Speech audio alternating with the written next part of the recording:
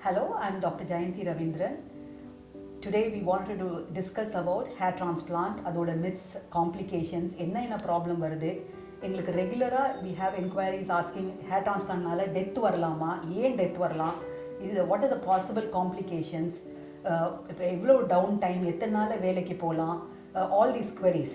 So we have done a hair transplant for Mr. Kannan almost 6 months before. Mr. Kannan is from Trichy and he wanted to have hair transplant. அவர் எப்படி எங்கள் சென்டரை choose பண்ணாரு, எதனால choose பண்ணாரு. He's now come for the second session. So why some people need 2 or 3 sessions? இந்த கேள்விக்கெல்லாம் பதில் இந்த வீடியோவில் நாங்கள் உங்களுக்கு சொல்லுவோம். Kannan, thank you for coming and sharing your experience with us as well as others so that they will understand what is the process of hair transplant. First thing I wanted to understand, நீங்கள் first நாங்கள் பார்த்தப்ப உங்களுக்கு வந்து grade 6 or grade 7 male pattern baldness அப்படின்னு நான் சொன்னேன். So grade 6, grade 7 male pattern baldness கொஞ்ச நாளாவே உங்களுக்கு இருந்திருக்கும். ஃபர்ஸ்ட் நீங்கள் ஏன் ஹேர் டிரான்ஸ்பிளான்ட் பண்ணணும்னு யோசிச்சிங்க, எப்படி வந்து நீங்கள் எந்த சென்டர் நீங்கள் சூஸ் பண்ணும்போது என்னென்னலாம் ஃபர்ஸ்ட் நீங்கள் பார்த்து why did you choose us அதை சொல்லுங்கள். Sure ma'am. அதான் 24 and 23 ஏஜ்லேருந்தே அந்த ஹேர் தின்னிங் ஸ்டார்ட் ஆயிடுச்சு. 27 ஏஜில் வந்து ஏன் இவ்வளோ நாள் கழிச்சு இப்போ ஹேர் டிரான்ஸ்பிளான்ட் அப்படின்னா அந்த 3 இயர்ஸ்லேயே வந்து நிறையா வந்து கிண்டல் பண்ணுறது இதெல்லாம் நிறையாவே இருந்தது. இப்போ ஏன் 27 ஏஜில் ஏன் வரோம் அப்படின்னா இப்போ வந்து மேஜர் லைஃப்பில் நெக்ஸ்ட் லெவல் போகிறோங்கிற சுச்சுவேஷன் அது மேரேஜாக இருந்தது. மேரேஜுங்கிறப்ப எல்லாமே பார்க்குறது என்ன தான் குவாலிஃபிகேஷன் இருந்தாலும் அவங்க பார்க்குற ஃபஸ்ட்டு விஷயம் வந்து அப்பியரன்ஸ் பார்க்குறாங்க. ஸோ நம்ம ஒரு ஃபோட்டோ நம்ம போகணும் அப்படின்னாலே அந்த ஃபஸ்ட் அப்பியரன்ஸ்லேயே நம்ம வந்து ரிஜெக்ட் ஆகிடுறோம். அப்படிங்கிறப்ப சரி இதை பண்ணலாமே, ஹேர் டிரான்ஸ்பிளான்ட் பண்ணால் நமக்கு சாட்டிஸ்ஃபையாக இருக்கும் அப்படிங்கிறப்ப அது நேச்சுராக இருக்கணும் அப்படிங்கிறது தான் வந்தது. நம்ம ஆல்டர்னேட்டிவ் நிறையா இருக்குது, ஆப்ஷன்ஸ் வந்து இந்த விக் வைக்கிறது இதெல்லாம் இருக்குது. பட் எனக்கு வந்து அதில் வந்து ஃபுல் சாட்டிஸ்ஃபை இல்லை. ஸோ அந்த பீரியடில் வந்து போஸ்ட் கிராஜுவேட் படிச்சுக்கிட்டு இருந்தப்போ ஜஸ்ட் நான் நெட்டில் தான் ரெஃபர் பண்ண முடிஞ்சது. நமக்கு அடுத்து என்ன பண்ணுறதுன்னு தெரியல. ஸோ ட்ரீட்மெண்ட்னா நம்ம நெட்டில் பார்த்தோம்னா ஏகப்பட்ட ட்ரீட்மெண்ட் சொல்லுவாங்க, ஆனியனை அப்ளை பண்ண அந்த மாதிரிலாம் ஏகப்பட்ட ட்ரீட்மெண்ட் சொல்லுவாங்க. சும்மா அதெல்லாம் ட்ரை பண்ணி பார்ப்போம், அட்லீஸ்ட் ட்ரை பண்ணி பார்ப்போம், அதெல்லாம் ஒர்க் அவுட் ஆகலை. ஸோ மெடிக்கல் ட்ரீட்மெண்ட் நீங்களும் யூஸ் பண்ணீங்க? மெடிக்கல் ட்ரீட்மெண்ட் அதான் அந்த மாதிரி நெட்டில் பார்க்குறது, ஹோம் ட்ரீட்மெண்ட்ஸ், அந்த மாதிரி ஹோம் ரெமெடி, டேப்லெட்ஸ் எல்லாம் எடுத்துக்கிறதுக்கான பயம் அப்படிங்கிறனால ஹோம் ரெமெடிஸ் எல்லாம் பண்ணலாம். ஓகே. ஸோ அதை அப்ளை பண்ணால் இன்னும் ஃபாஸ்ட்டாக போனதுலாம் அதிகம். இதில் வந்து ஒரு சின்ன இன்ட்ரப்ஷன் நான் சொல்கிறேன். இப்போ நீங்கள் டேப்லெட் சாப்பிட்றது பயம்னு சொன்னீங்க. நீங்கள் வந்தது கிரேட் 6, கிரேட் 7. ஸோ உங்களுக்கு ப்ரிசர்வ் பண்ணுற முடி ஃபர்தராக எக்ஸ்ட்ரா இல்லை. What I wanted others to know, உங்களுக்கு சப்போஸ் நீங்கள் கிரேட் 3 or grade 4 மேல் பேட்டர்ன் பால்னஸில் நீங்கள் வந்தீங்கன்னா definitely we will prescribe you certain protocol of medicines. அது ஏன்னா டிரான்ஸ்பிளான்ட் பண்ண முடிக்காக இல்லை, பட் உங்களோட ரிமைனிங் ஹேர் விழுகாமல் இருக்கிறதுக்கு. One thing you must understand is hair transplant will not stop further hair loss. Hair transplant will bring back hair where you have lost. So I'm just trying to clarify this. சொல்லுங்க Kannan. So அந்த tablet இதெல்லாம் எடுக்கணுங்கிற பயம் இருந்தப்போ அது again அந்த 24 ஏஜ்லேருந்து இதாகிடுச்சு, முடி கொட்டுறது அதிகமாகவே ஆகிடுச்சு. ஸோ அகைன் அப்புறம் படித்து முடிச்சுட்டு வேலைக்கு போனதுக்கப்புறம் தான் அவங்க என்ன பண்ணலாம் அப்படின்னா ஹேர் டிரான்ஸ்பிளான்ட் அப்படிங்கிறது. ஸோ நீங்கள் மற்றவங்க மாதிரி ஷார்ட்டாக முடி வச்சா முடி கொட்டாது அப்படின்னு நிறைய பேர் சொல்லுவாங்க. ஸோ அதனால ஷார்ட்டாக முடி வச்சுக்குவீங்களா? Yeah. So this is another myth. What people think is if you have short hair fall இருக்காது அப்படின்னு நினைக்கிறாங்க. It is not like that. நீங்கள் ஷார்ட்டாக முடி வச்சுருந்தீங்கன்னா முடி கொட்டுறது உங்களுக்கு தெரியாது. ஷார்ட்டாக முடி இருக்கிறனால உங்களுக்கு யூ ஓன்ட் ப்ரோக்ரஸ் டு மேல் பேட்டர்ன் பால்னஸ் அப்படிங்கிறதுக்கு எந்த சயின்டிஃபிக் பேப்பர்ஸுமே கிடையாது. So the idea is if you started noticing hair loss at an early age, it's better that you consult a dermatologist or some physician specializing in hair restoration and take remedies so that you don't further lose hair. So again research நெட்ல பார்க்க, வெப்சைட்ல பார்க்க, அந்த article படிக்க, ஒவ்வொரு article படிக்கையில north side போய் பண்ணுற அளவுக்கு ஃபெசிலிட்டி அந்த அளவுக்கு, ஏன்னா லாங்குவேஜ் பெரிய ப்ராப்ளம். போய் நார்த் சைட் போனால் ஒன்று ஹிந்தி தான் ஆல்மோஸ்ட் இருக்கும், அதில் கன்வே பண்ணுறதே பெரிய ப்ராப்ளமாக இருக்குது. ஸோ வந்து எங்கே என்ன பண்ணலாம் அப்படிங்கிறப்ப சென்னையில் என்ன பண்ணலாம் அப்படின்ட்டு டாப் 10 டாப் 5 அப்படின்னு நம்ம பார்க்கல ஆல்மோஸ்ட் வந்து மேமோட நேம் வந்துடுது. ஸோ அப்புறம் ஒவ்வொரு டாக்டரும் நம்ம பார்த்து கன்சல்ட் பண்ணிங்கன்னா அவங்களோட ரிவ்யூ என்ன அப்படின்னு பார்க்க ஆரம்பிச்சோம். ஸோ நீங்கள் பேசிக்கலி ரிவ்யூவை பேஸ் பண்ணி யூ சோஸ் அஸ். பட் ஆனால் நீங்கள் வந்து பயம் இருந்துச்சு இல்லை உங்களுக்கு இதுக்கு முன்னாடி ஒரு இன்சிடென்ட் நடந்திருக்கு, ஒரு டெத் இருந்துச்சு அப்படிங்கிற பயம் உங்களுக்கு நிறைய இருந்துச்சு. சரி, நீங்கள் வந்தீங்க, எங்களை கன்சல்ட் பண்ணீங்க. How did you get convinced சரி நீங்கள் சர்ஜரி பண்ணலாம் அப்படிங்கிறதுக்கு? ஆக்சுவலாக அதான் நான் 2 years பிஃபோரே வந்து மேமை கன்சல்ட் பண்ணிட்டு போயிட்டேன். ஸோ நான் பண்ணிட்டு வந்தப்போ கொஞ்ச நாள்லேயே தான் அந்த டெத் பெரிய மித் வந்து அரைஸ் ஆயிடுச்சு. அது அரைஸ் ஆனதுக்கப்புறம் வீட்டில் இருக்கவங்க எல்லாத்துக்குமே பயம் கொடுக்க ஆரம்பிச்சிருச்சு. ஸோ எனக்குமே அந்த பயம் இருந்தது. ஸோ வீட்டில் வந்து ஸ்ட்ரிக்டாக வந்து வேண்டாம் அப்படிங்கிற முடிவுக்கே வந்துட்டாங்க. அதுக்கப்புறம் அதை நாங்கள் ஸ்டெப் எடுத்து போகலை. அகெயின் அப்புறம் அந்த இயர்ஸ்லாம் போனதுக்கப்புறம் திரும்ப வந்த மேமை பார்க்க வந்தேன். இந்த மாதிரி ஆயிடுச்சு மேம், இதுக்கு என்ன மேம் பண்ணலாம் அப்படின்ட்டு மேம் வந்து அகெயின் ஃபஸ்ட்லேருந்து எக்ஸ்பிளைன் பண்ணாங்க. இதுதான் ப்ராசஸ், இதுதான் ப்ரொசீஜர் அப்படின்னு சொல்லி ஒன் டே ஃபுல்லாக உட்காந்து எக்ஸ்பிளைன் பண்ணி இதுதான் நம்ம பண்ண போகிறோம் அப்படின்னு எக்ஸ்பிளைன் பண்ணாங்க. பயம் இருந்தது, பட் இருந்தாலும் மேமை ட்ரஸ்ட் பண்ணி போனோம். அதுக்கப்புறம் எடுத்தது தான் அந்த ட்ரீட்மெண்ட் போயிட்டோம். ட்ரீட்மெண்ட் எதாக இருந்தாலும் 7th கிரேடில் வந்தனால ஒன் செக்ஷனில் இது வந்து உங்களால் பாசிபிள் இல்லை, ஒரு செக்ஷனில் உங்களால் கண்ட்ரோல் பண்ண முடியாது, இது ஃபுல்லாக கவர் பண்ண முடியாது அப்படின்னாங்க. ஸோ அகைன் இப்போ உங்களுக்கு 2 செக்ஷன் தான் கன்ஃபார்மாக பண்ணி ஆகணும் அப்படின்னு சொல்லிட்டாங்க. ஸோ இப்போ நீங்கள் பார்க்குறது வந்து ஃபர்ஸ்ட் அதான் 6 மந்த்துக்கு அப்புறமான ரிசல்ட்டை தான் இப்போ நீங்கள் பார்த்துக்கிட்டு இருக்கீங்க. So are you happy? உங்களுக்கு super happy, I am very happy about. Right, now let's come to the point. அந்த ஹேர் டிரான்ஸ்பிளான்ட்ல we had a death and why I mean I don't want to go into the details of why that death happened, but what is the possibility? See, hair transplant is a surgical procedure. First, அது உங்களுக்கு தெளிவாக தெரியும், it is not a parlor procedures, it is a pure surgical procedures. So first, hair transplant பண்ணுறவங்களுக்கு surgical experience இருக்கா அப்படிங்கிறது first you have to understand. When it's a surgical procedure, surgical protocols have to be followed to the core. அப்படின்னா surgery வந்து ஒரு operation தியேட்டரில் தான் பண்ணணும். Surgery வந்து நீங்கள் நார்மல் ரூமில் பண்ண முடியாது. You can take a house or a normal place and convert one room into a normal hair transplant room and do, but that's not right. You need to have a proper surgical, the procedure has to be done in a proper surgical setup. ரெண்டாவது, we do the procedure under local anesthesia with some conscious sedation. Local anesthesiaங்கிறது it is an injection given to numb the area. Local anaesthesia கொடுக்கும்போது sometime அந்த பெயின்னாலேயோ இல்லை அந்த கொடுக்குற ட்ரக்னாலேயோ you can get a bit of vagal நாங்கள் சொல்லுவோம், மயக்கமோ ஒரு பெயினால் ஒரு ஷாக்கோ வரத்துக்கு வாய்ப்பு இருக்குது. பட் அதை கரெக்டாக மேனேஜ் அந்த மாதிரி வரும்போது யூ நீட் டு கோ எவ்வளோ கொடுக்கணும், எப்படி கொடுக்கணும்னு. ஸோ அகெயின் அதுக்கு எக்ஸ்பீரியன்ஸ் நார்மலாக பண்ணுற சர்ஜன் லோக்கல் அனஸ்தீசியா கொடுப்பாங்க. But at Tamira, we have gone one step ahead. We always have an anesthetist to do this because that is their domain. ஒரு local anaesthesia கொடுக்கும்போது அந்த கொடுக்கும்போது உங்கள் வலி வந்து பெருசாக தெரியக்கூடாது, அப்படி உங்களுக்கு அந்த வலி இருக்கக்கூடாதுங்கிறதுக்காக they'll give you some conscious sedation just to make sure that you are asleep, because also this procedure is a long procedure, so you don't feel uncomfortable. At Tamira, we actually invest on the safety of every client because we do only aesthetic procedures and our entire aim is to make sure that there is no complications. Yes, I am not saying we never have complications. We do rarely come across with complications here and there. அந்த மாதிரி இருக்கும்போது சரியான experts பக்கத்தில் இருந்தால் hair டிரான்ஸ்பிளான்ட்ல எந்த டெத்தும் வரக்கூடாது. When now you're talking about infection, so if you do the surgery in a theatre setup and it's a very superficial surgery, there is no need to fear about infection. Strict surgical protocol, sterility, use பண்ணுற ப்ரன்ச்சர்ஸ், use பண்ணுற instruments, இதெல்லாம் வந்து நம்ம hospital protocols மாதிரி ஒரு ஆட்டோக்ளேவோ இல்லை ethylene oxide ஸ்டெரிலைசேஷனோ அதை sterilise பண்ணணும். நார்மல் ஒரு சொல்யூஷனில் போட்டு பஞ்சஸை ரீயூஸ் பண்ணுறது which is done in most of the smaller setup may end up in complications like infection. And we also follow strict pre-procedure antibiotic protocols, post-procedure antibiotic protocols. So these are all done mainly with the aim of safety of the patient. So it is not about trying to cut cost and do the procedure, meeting the competition, giving it lower price, but it's to invest on the safety and to deliver better results. Our entire protocol is aimed at this. So at Tamira, we just would like to invest on the patients and we like to focus on the results. We try to learn what is new into the market. என்ன புது punch வந்திருக்கு, என்ன புது instrumentation இருக்குது, results, how if another center is giving a better result, we would like to learn how that results are improvised and what is the graft survivalக்கு என்ன contribute பண்ணுது. We constantly are in touch with the recent advancement and we are focusing on research and development so that the results are far better and we will like to give the best possible results from our end. When you look at Kannan's result, you know what the result is. Grade 6 baldness. This is the result after one session and we are planning to do the second session. I think what is the main contributory factor for such result is one, I will say definitely patients trust and following our protocols. நாங்கள் கொடுக்குற ப்ரோட்டோகால்ஸில் அதை ஸ்ட்ரிக்டாக follow பண்ணுறது.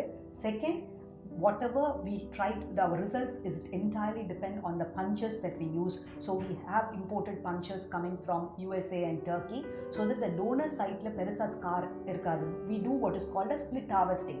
அப்படினா ஒரு follicle unit la you can have 1 to 4 grafts. நாங்கள் அதில் 2 craft எடுத்துகிட்டு மீதி 2 கிராஃப்ட் டேமேஜ் இல்லாமல் விட்டுட்டோம்னா அந்த இடத்துல உங்களுக்கு தலுமே தெரியாது. If required you can reharvest that graft. நிறைய இடத்துல நிறைய கிளைண்ட்ஸ் என்கிட்ட வந்து கேட்பாங்க, FUE வந்து பெட்டரா, ஸ்ட்ரிப் பெட்டரா அப்படின்னு சொல்லுவாங்க. See, there are இப்போ வந்து International Society of Hair Restoration Surgeons, they give us various their articles and everything. There is no FUE தான் பெட்டர், FUE தான் பெட்டர் அப்படிங்கிறதுக்கு எந்த ஒரு டிஃப்ரென்ஸ் ஆர்டிகல்ஸ் அப்படிங்கிறது கிடையாது.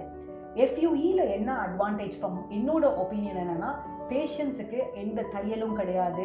டுமாரோ நாளைக்கு வந்து ஃபியூச்சரில் அவங்க வந்து ஹேரை ரொம்ப ஷார்ட்டாக வச்சுக்கணும்னு ஆசைப்பட்டா கூட வச்சுக்கலாம், பிகாஸ் எந்த தழும்பும் தெரியாது. whereas in the strip method, if you have a very short haircut, you may end up seeing the scar. In FUE அந்த மாதிரி பின்னாடி இருக்கிறது அந்த ஸ்மால் ஒயிட் டாட்ஸ் வந்து ரொம்ப ஷார்ட்டாக ஹேரில் இருந்தால் கூட கரெக்டாக நம்ம வந்து ஓவர் ஹார்வெஸ்ட் பண்ணாமல் கரெக்டாக டிஸ்ட்ரிபியூட் பண்ணி ஹார்வெஸ்ட் பண்ணால் அந்த ஸ்கார்ஸ் தெரியாது. And if you have a good quality punches and good quality instrumentation, reharvesting also திரும்பி 2வது செக்ஷனோ 3வது செக்ஷனோ பண்ணும்போது எங்களுக்கு எந்த டிஃபிகல்ட்டும் இல்லை. ஹேர் டிரான்ஸ்பிளான்ட் வேர்ல்டு வைட், அதனால உங்களுக்கு டெத் இருக்கோ அப்படின்னு வேறு ரிப்போர்ட்ஸ் எதுவுமே கிடையாது. ப்ராப்பராக எந்த ப்ராப்ளமும் இல்லாமல் பண்ணால் there should be no problem, fear of life or complications or like this. Minor complications or minor after effects of hair transplant, ஃபேஸில் கொஞ்சம் ஒரு 1 week swelling or எடுத்த இடத்துல redness, ஒரு numbness in the scalp or itching, dryness, இதெல்லாம் இருக்கிறதுக்கு எல்லாத்துக்கும் இருக்கும், வேரிங் டிகிரியில் இருக்கும். But it should not end up with any life-threatening complications. So the answer to the question is, can death occur after hair transplant? The answer should be no. Death should not occur after hair transplant. Second, it is a surgical procedure, so it has to be done in a theatre. So that when you come, why you asking us, why over இடத்துலையும் over cost இருக்கு?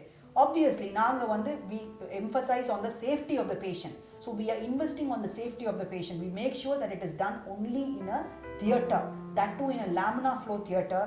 Sometimes the lights in the theatre, so that again we don't want to use low quality lights, because there are reports desiccation of the graft வந்து தண்ணி இழந்து போயிடுச்சுன்னா அப்புறம் graft survive ஆகாது.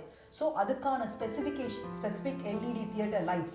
So these are all investments. Suppose அந்த நம்ம வந்து anesthesia கொடுக்கும்போது மானிட்டர் பண்ணுறோம், some untoward effect வந்துச்சுன்னா to manage whether you have an anesthesia equipment called Boyle's apparatus, all backup உங்களுக்கு anesthetic எல்லாமே இருக்கிறது. This is the investment we make for the safety of the patient.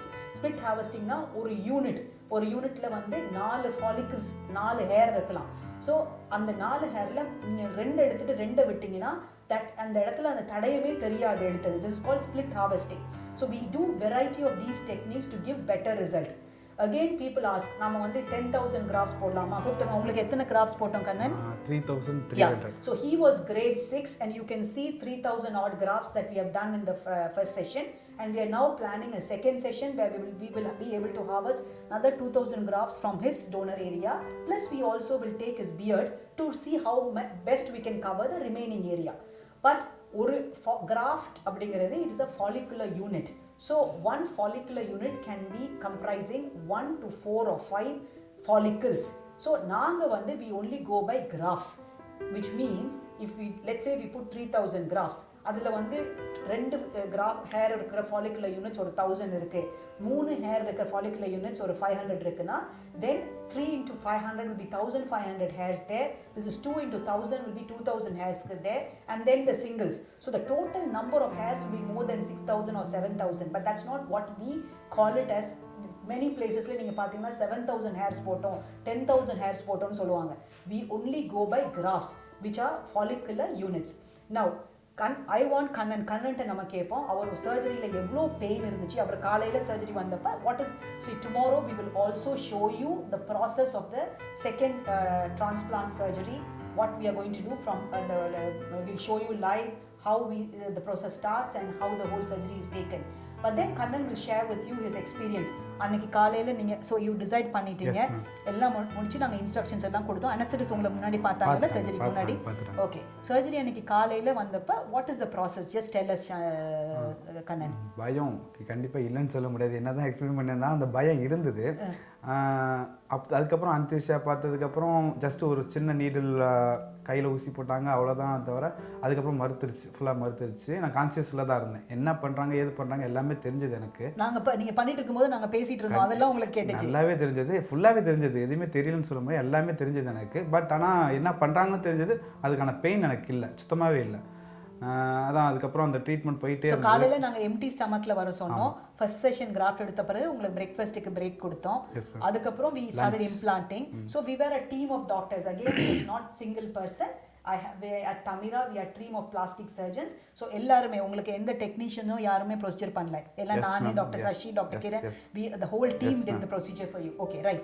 So procedure முடிச்சிட்டு நீங்க ஒரு 6 to 8 hours we had procedure, right? அதுக்கப்புறம் நீங்க evening வீட்டுக்கு போகும்போது உங்களுக்கு என்ன டிஸ்கம்ஃபர்ட் இருந்துச்சுன்னு சொல்லுங்க. You might have some discomfort. என்ன இருந்துச்சு? அந்த டிஸ்கம்ஃபர்ட் என்னன்னா, நம்ம வீட்டுக்கு போகிறப்ப வந்து ஒரு 1 day பேண்டேஜ் இருக்கணும் அப்படிங்கிறது ஒரு இது. நம்ம போய் படுக்கையில் வந்து அந்த 1 day கண்டிப்பாக அந்த பெயின் லைட்டாக இருந்தது. இல்லை தலையை தூக்கி வச்சு ஸ்ட்ரெயிட்டாக தான் படுக்கணும், திரும்பி படுக்கக்கூடாது, அந்த இதெல்லாம் இருந்தது. ஜஸ்ட் அது 1 day or 2 day தான் இருந்தது. நெக்ஸ்ட் டேவே வந்து எனக்கு பேண்டேஜ் பிரிச்சுட்டாங்க. அன்றைக்கி ஒரு நாள் விட்டுட்டு நெக்ஸ்ட் டேவே வந்து பேண்டேஜ் விட்டுட்டாங்க. ஸோ எனக்கு அது ஃப்ரீ ஆகிடுச்சு, பெருசாக தெரியல. அந்த பெயின் வந்து மைல்டு பெயின், தாங்கிக்கூடிய பெயின் வந்து ஒரு 3 days இருந்தது இல்லைன்னு சொல்ல முடியாது. பட் ஆனால் வந்து அது தாங்கிக்கூடிய பெயின் தான். அதுக்கப்புறம் ஆஃப்டர் ஒரு 1 week அப்புறம் சுத்தமாக தெரில, நான் வெளில போக ஆரம்பிச்சிட்டேன். கேஸ் அந்த ஒர்க் அவுட்ஸ் பண்ணுறது இதெல்லாமே வந்து 7 daysக்கு அப்புறம் தான் பண்ண சொன்னாங்க. நான் 7 daysக்கு அப்புறம் ஒர்க் அவுட் இல்லை, நீங்கள் வந்து ஸோ நீங்கள் வெளியே போனீங்க, நார்மலாக you can go walking and all. So நார்மலாக நாங்கள் என்ன சொல்லுவோம்னா ஹெவி ஒர்க் அவுட்ஸ் இந்த ஜிம் ஆர் அந்த மாதிரி activity it's better to delay for 4 to 6 weeks. Public swimming பூலில் நீங்கள் ஸ்விம் பண்ணணும், ஏன்னா அந்த புண்ணெல்லாம் ஆறுற வரையும் it is better to be careful. மற்றபடி உங்களை ரொட்டீன் ஆக்டிவிட்டி ஃபர்ஸ்ட் 2 days நாங்கள் கூப்பிட்டு இங்கே வாஷ் பண்ணி விடுவோம். ஏன்னா எல்லாத்துக்கும் ஒரு பயம், நான் அவங்களா வாஷ் பண்ணால் வலி இருக்கும், கிராஃப்ட் வெளியே வந்துருமா, எத்தனை நாளில் வெளியே வரும். ஸோ 2 நாள் நாங்கள் க்ளீன் பண்ணி விடுவோம். 3ஆவது நாளில் நீங்களே குளிக்க ஆரம்பிச்சிங்க. எத்தனை நாளில் உங்களுக்கு பண்ணினது வெளியே போகும்போது யாருக்கும் உங்களுக்கு பண்ணியிருக்கீங்க அப்படின்னு தெரியாமல் இருந்தது? எத்தனை நாள் கழிச்சு உங்களுக்கு? 7 days வந்து ஹீல் ஆகிறதுக்கு, 7 to 10 days வந்து ஹீல் ஆகிறதுக்கு டைம் எடுத்துக்கிச்சு. அதுக்கு இமீடியட்டாக ஒரு சில இதுக்கு தான் தெரியல, எனக்கு வந்து இமீடியட்டாகவே வளர்ந்து ஆரம்பிச்சு. அந்த 7 daysலேயே வந்து ஒரு மொட்டை அடிச்சுட்டு ஹேர் எப்படி ஸ்டார்ட் ஆகுமோ அதே மாதிரி வளர ஆரம்பிச்சிட்டு, இன்க்ளூடிங் ஃப்ரண்ட்லேயும் சேர்த்து வச்ச இடத்துலையும் சேர்த்து வளர ஆரம்பிச்சிருச்சு. ஸோ நார்மலாக வந்து நாங்கள் என்ன சொல்லுவோம்னா, வச்ச கிராஃப்ட் வந்து ஒரு 2 weeksல கொட்டேரும். It will start growing after 3 months and then full growth is seen after 8 to 6 months. Having said that, we also have a protocol of doing some PRP along with the hair transplant for everyone, because we use the platelet poor plasma for storing the graft, and platelet rich plasma we do to inject onto the remaining areas. So again you can hear from him, he did not have much of a graft loss immediate. அப்படியே ஸ்லோவா it started growing. Okay. எனக்கு ஹேர்னா craft கொட்டின மாதிரி எனக்கு தெரியல. அது நான் நினச்சிக்கிட்டு இருந்த மேம் பிகினிங்கில் சொல்ல எல்லாம் வந்து இது கொட்டிட்டு மறுபடியும் வளரும் அப்படின்னாங்க. பட் எனக்கு அந்த மாதிரி தெரில, கொட்டவே இல்லை, அது வளர ஆரம்பிச்சிருச்சு, ஹேர் வளர ஆரம்பிச்சிருச்சு. அகைன் இமீடியட்டாக வந்து ஒரு 10 daysக்கு அப்புறம் 10th day ரிவ்யூ அதுக்கு வர சொன்னாங்கன்னா. ஸோ அப்போ பார்த்துட்டு மேம் சொன்னாங்க நல்லா வளர்ந்துட்டு இருக்கு, இதை கண்டினியூ பண்ணுங்க அப்படின்னாங்க. அப்புறம் அகைன் டேப்லெட்ஸ் எடுக்க ஆரம்பித்தோம். டேப்லெட்ஸ் 6 month விட்டமின் டேப்லெட்ஸ் எடுக்க ஆரம்பித்தோம். ஷாம்பு அந்த இதெல்லாம் 6 month எடுத்துகிட்டு இருந்ததுக்கப்புறம் again second sitting every 3 month அந்த 1 monthக்கு அப்புறம் ஒரு பிஆர்பி செக்ஷன் இருந்தது. 2 செஷன் வந்து அந்த ஸ்பாட்லேயே ஹேர் ட்ரான்ஸ்பிளான்ட் பண்ணிட்டோம். 1 செஷன் வந்து அகைன் 1 monthக்கு அப்புறம் பண்ணிட்டாங்க. ஸோ அது இன்னும் பூஸ்டப்பாக இருந்தது. அகைன் இன்னும் ஹெல்த்தியாக வளர ஆரம்பிச்சிச்சு ஹேரு.